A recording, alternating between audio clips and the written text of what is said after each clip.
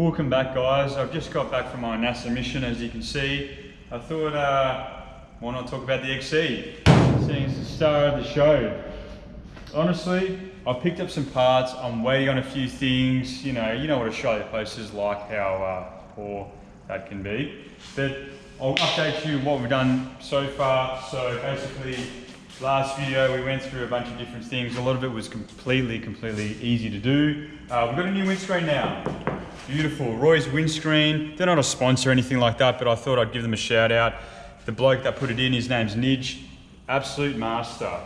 I mean, the trims need to be repainted or whatever, but he didn't stuff any of them. He put it in easy as, and we've got to get a rear mirror for it. That will be, in the future or whatever. We've got some new rims and tyres, just stockies. I also want to give my boy Marcel a shout out. Great guy. He's around the Dandenong area, and he can supply stockies really cheap. I'll leave a link down in the description to his Facebook page. Cheers, mate. I've got assorted hoses. I'm ready to go. I'm going to connect up the breather hose and the rocker cover. I'm also going to get rid of the last of the LPG lines and replace it with new lines. I've also got an assorted array of fittings. You can never have too many lying around, so I went to Bunnings and got around 30 bucks worth. What else have I got in here? I've got a bunch of other stuff. I've got some fuses. You can never have too many fuses.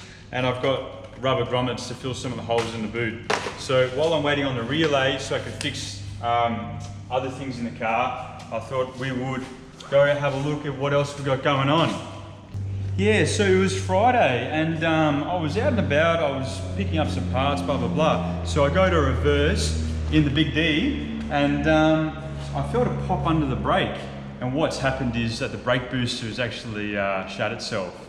So we're gonna have to get another brake booster. They're not cheap, but it is what it is. It might have been a roadworthy item back in the day. I'm not sure, I can't remember myself.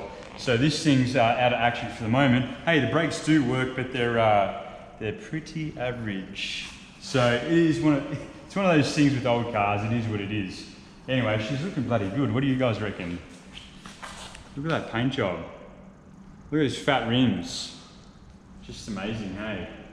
What are we gonna do today? Let's have a chat about the VG Valiant. 1970. Wow, look at this thing. It's big. Not quite as big as the NC Fairlanes or anything like that, but she's a beautiful beast. You might have seen our last video where I'm talking about going on missions and word of mouth. Well, guess what? This was a word of mouth car. I travelled all the way to Bega in New South Wales in one day, and then I drove home as well, so it was about a 12-13 hour day. And basically I met the towie there. This car does run and drive. The brakes are pretty average. But what we did while we got the XE windscreen replaced, we also took this one out, because guess who's got the fun job of replacing the headliner? Me. Let's have a bit of a squizzy. So it's a 245 Hemi. It's got a 350 Holly on it at the moment. I haven't replaced the extractors or the manifold. I'm going to replace it with extractors. I put a big old battery here. It's one I had lying around. I've cleaned it up a little bit. I put new relays and sort of fuses throughout the car so she actually runs, but there's a heap more that I'm going to do to the car. Underneath, my mechanics already looked underneath it and changed a few bushings. We've got a new brake booster over here, and I've replaced a few other parts around this side. So new leads, new spark plugs, that's brand new, new filter and oil filter, new fuel pump. I do have a 318 Mopar lying around, but we might leave this in for the moment because it's numbers matching. Let's come around here and have a look. So we got the windscreen pulled. Look, there's no real rust. There's a lot of cleanup work that I need to do. Push the big door. I've actually replaced the carpet underneath. I've painted it, the floor pan white, and I've put this sort of Dynamat car builders, sound deadener stuff on there. So that's throughout the whole car. Went to Knox Auto Carpets and got me some new carpet, and I've laid that down, but of course it's dirty because we've been cleaning up this factory. I've got a bunch of other pacer parts I'm going to put in there. I've got the door trims and everything. The seat's in relatively good nick. I can't wait to have my missus in the middle, sort of, and she can sort of just fall through the cracks there. But yes, I've got the headliner to do, if you can sort of put your camera under there. I've painted the whole roof, and I've put the sound deadener, and now I've got to, align the rails and put the headliner in. So if you guys have done that job before, can you let me know how I'm gonna go and how much swearing will take place? Because I'm a little bit worried about all of that. It had a vinyl roof. Surprisingly, it's not rusty. Here's the front screen there.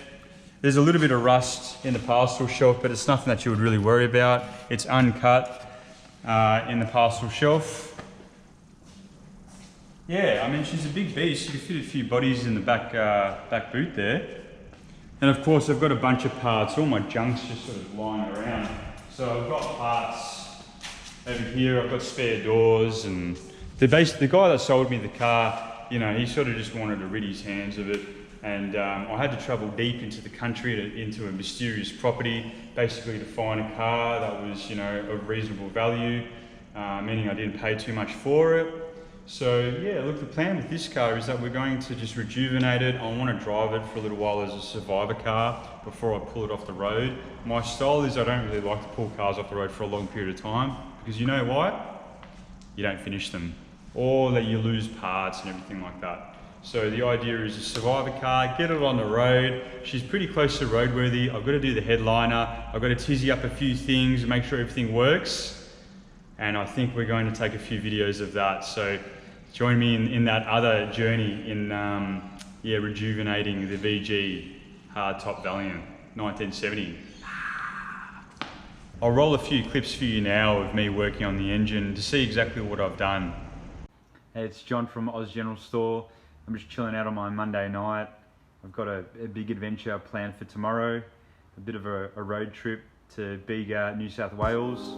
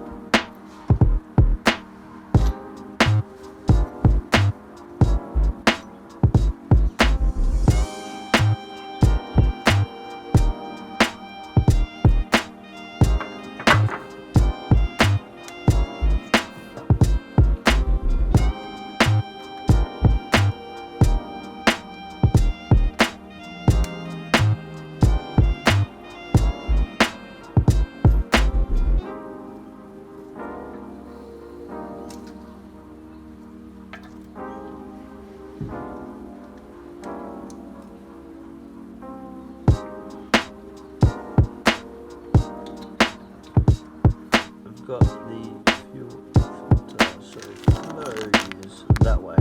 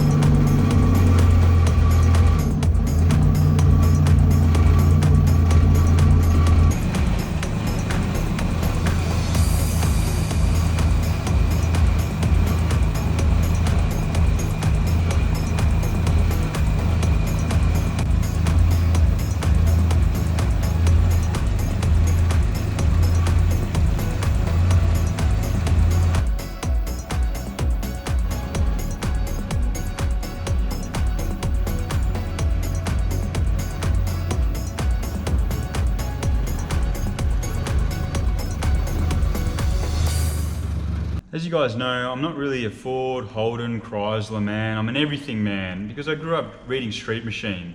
So why I became interested in this car is I always loved seeing the rear, the back window with the curvature that it has. I saw it in movies such as The Wog Boy and, you know, Fat Pizza and all those kind of movies and TV shows. My dream car is a HQ Monaro. Of course, we know what's happened with the prices. They've absolutely escalated. So I thought I should probably get my hands on a hardtop before the prices of these cars really go through the roof. Some show examples are very, very expensive, but like I said, word of mouth, and you dig deep and you go into the countryside and you go looking, and if you go looking, chances are that you'll find something that might suit your budget.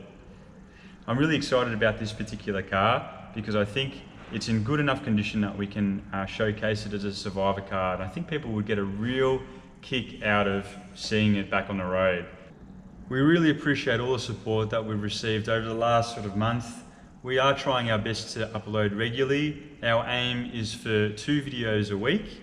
The first video is earlier in the week, which is more of a history or perhaps a topic. If you guys can let us know what topics you guys would be interested in, that'd be fantastic.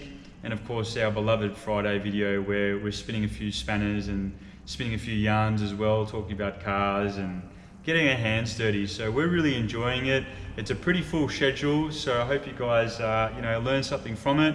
And of course, as always, if you like and subscribe to our channel, that would really mean a lot to us. And also leave a comment down below because that's the best part of doing this.